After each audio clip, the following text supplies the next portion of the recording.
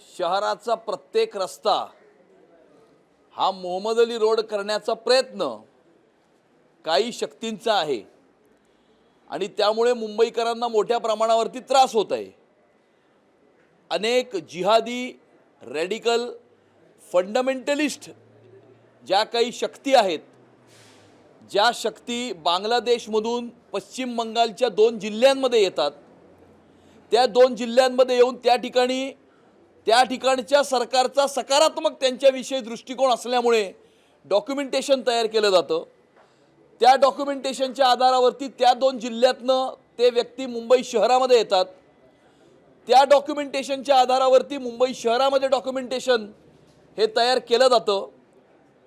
त्या ठिकाणी काही विशिष्ट भागांमध्ये मुंबई शहरातल्या लोकप्रतिनिधी अशा प्रकारच्या शक्तींशी सहानुभूती ठेवणारे असल्यामुळे त्या ठिकाणी त्यांचे Aadhaar card, PAN card, voter card तयार केले जातात, त्यांना मतदार केलं जातं आणि त्यांना रोजगारासाठी अनधिकृतपणे रस्त्यावरती अशा प्रकारे पादचाऱ्यांना त्रास होईल अशा प्रकारे त्यांना धंदे लावून दिले जातात।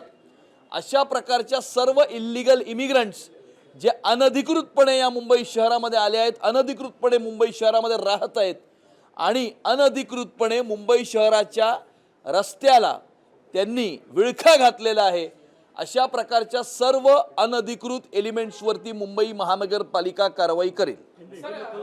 त्यांनी स्वतः मुंबईच्या महानगरपालिकेमध्ये त्यांच्या पक्षाची सत्ता असताना कुठल्या गोष्टींकडे लक्ष दिलं किंवा मुंबई आणि मुंबईकरांकरता काय काम केलं किंवा मराठी माणसासाठी काय काम केलं हे त्यांनी गेल्या अनेक महिन्यांमध्ये कॅम्पेनमध्ये सांगितलेलं नाही, आजही ते सांगत नाहीत।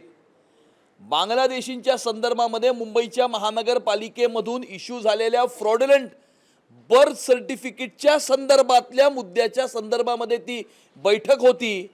ही महाराष्ट्रातल्या राजकारणाच्या पप्पूने समजून घेतलं पाहिजे आणि कदाचित पप्पूला हे माहीत नसेल की मुंबई महानगरपालिकेचं हेल्थ खातं हे बर्थ सर्टिफिकेट इश्यू करतं आणि जर फ्रॉडुलंटली बर्थ सर्टिफिकेट्स इश्यू झाले असतील तर ते मुंबई महानगरपालिकेच्या हेल्थ खात्याशी संबंधित हा सब्जेक्ट आहे आणि त्यामुळे हे त्यांना माहीत नाही।